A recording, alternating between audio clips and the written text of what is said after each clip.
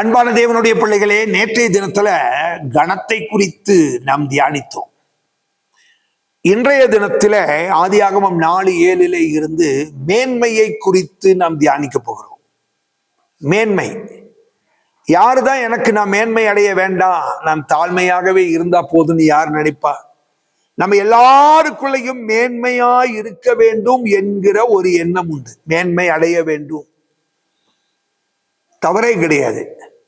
ஆனா மேன்மை அடைவதற்கு வேதம் பல காரியங்களை சொல்லி இருக்கிறது. இன்றைய தியானத்துக்காக ஆதியாகமம் 4:7 சொல்லப்பட்டிருக்கிற ஒரு வார்த்தை, நன்மை செய்தால் மேன்மை இல்லையோ? நன்மை செய்தால் மேன்மை. யாருக்கு நன்மை செய்தால்? உலக ஜனங்கள் பாருங்க, தனக்கு நன்மை செய்தவர்களுக்கு நன்மை செய்வார். தனக்கு நன்மை செய்தவர்களுக்கு நன்மை செய்வார்கள். மற்றவர்களுக்கு நன்மை செய்வார்களா? இல்ல, அவங்களுக்கெல்லாம் செய்ய மாட்டாங்க. யாருக்கு மேன்மை உண்டு? நன்மை செய்கிறவர்களுக்கு நன்மை செய்வது அல்ல. மேன்மை வேண்டுமே ஆனால் தீமை செய்தவர்களுக்கு நன்மை. அதற்கு ஒரு உதாரணம் யோசேப்பு. அவர் சொல்லுகிறார், தன்னை குழிக்குள்ள தூக்கி போட்டு மீதியானியர்கள் கையில பணத்துக்காக விற்றார்களே, தன் சகோதரர்களை பார்த்து சொல்லுகிறார். அவரெல்லாம் குற்ற உணர்வோடு அப்படியே நெளிஞ்சு போய் நிற்கிறாங்க. அவர் சொல்லுகிறார், நீங்க அதை பத்தி எல்லாம் கவலையப்படாதீங்க, உங்களை ஜீவரட்சணியம் பண்றதுக்காக தான் கர்த்தர் இங்கே என்னை கொண்டு வந்தார். நீங்க எனக்கு தீமை செஞ்சுட்டே நீங்க கவலையே பட வேண்டாம், உங்களுக்கு உதவி செய்யதான் கர்த்தர் இங்க கொண்டு வந்திருக்கிறார் என்னை என்று சொல்லி, கர்த்தர் பாருங்க, தீமை செய்த தன்னுடைய சகோதரர்களுக்கு தேடி தேடி நன்மை செய்தான் அல்லவா? ஆகையினாலதான் கர்த்தர் யோசேப்பை மேன்மையாக வைத்தார். மேன்மையாக வைத்தார். தானியேல் ராஜா எதுக்காக கையெழுத்து போட்டாரு? தானியேல சிங்கக்கபியில போடுறதுக்கு. சிங்கக்கபியில ஒருவேளை ஆண்டவர் சிங்கத்தின் வாயை தன் தூதர்களை அனுப்பி கட்டாமல் இருந்திருந்தால் தானியேலுடைய நிலைமை என்ன இருக்கும்? அப்ப இவன் சாகட்டோன்னு சொல்லி போடப்பட்ட கையெழுத்து. அந்த ராஜா இப்ப வர்றாரு விடிய காலையிலேயே. தானியேல் சொல்லுகிறார், ராஜாவே வாழ்க வாழ்க வாழ்க, சாகணும்னு நினைச்சிரு, ஆனா நீர் வாழ்க. இதுதான் நம்ம அநேக நேரத்தில் அநேகர் அழிஞ்சு போகணும், ஒளிஞ்சு போகணும்னே நினைக்கிறோம். மேன்மை அடைய முடியாது. அப்படி ஒரு எண்ணம் யாரை குறித்து இருந்தாலும் இன்னைக்கு ஆண்டவர் நம்முடைய உள்ளத்திலிருந்து அதை மாற்றி போடட்டும்.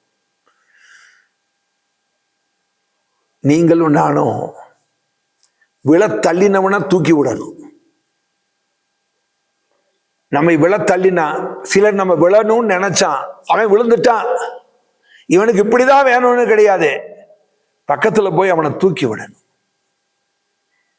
அவனாலதான் எனக்கு காயமே, அவனாலதான் எனக்கு காயமே.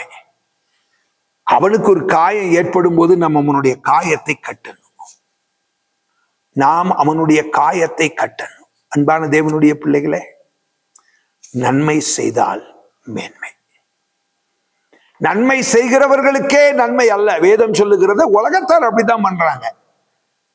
இயேசு சொன்னார், நான் உலகத்தான் அல்லாதது போல நீங்களும் உலகத்தார் அல்ல.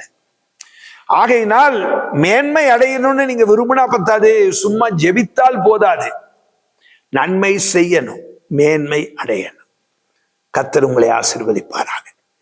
மகா கிருபையும் இரக்கமும் உள்ள எங்கள் அன்பின் ஆண்டவரே, எங்கள் பரலோகத்தின் பிதாவே, நீர் கனப்படுத்துகிறவர் மாத்திரமல்ல, உங்க பிள்ளைகளை மேன்மைப்படுத்தவும் வல்லமை உள்ளவர். உங்க பிள்ளைகள் உங்களுடைய கரத்தின் மேன்மையை அனுபவிப்பதற்கு ஏதுவாக எல்லாருக்கும் நன்மை செய்கிற நல் மனதை ஆண்டவர் உங்க பிள்ளைகளுக்கு நீங்க கட்டளையிட நாங்கள் ஜெபிக்கிறோம். உங்க பிள்ளைகள் மேல் கர்த்தருடைய விசேஷித்த கரம் இருக்கட்டும். இது எளிதான காரியம் அல்ல. ஆனால் இவைகளை செய்யும் போது நாங்கள் மேன்மை அடைவோம். தானியேல் மேன்மை அடைந்தான், யோசேப்பு மேன்மை அடைந்தான்.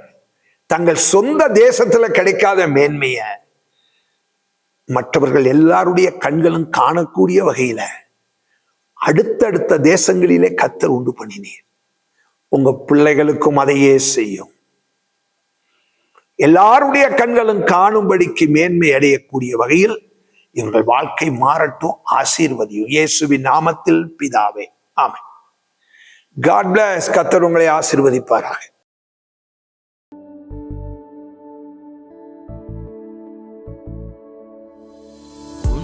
உன்னதமானவரே, என் உறைவிடம் நீர்தானே. உன்னதமானவரே, என் உறைவிடம்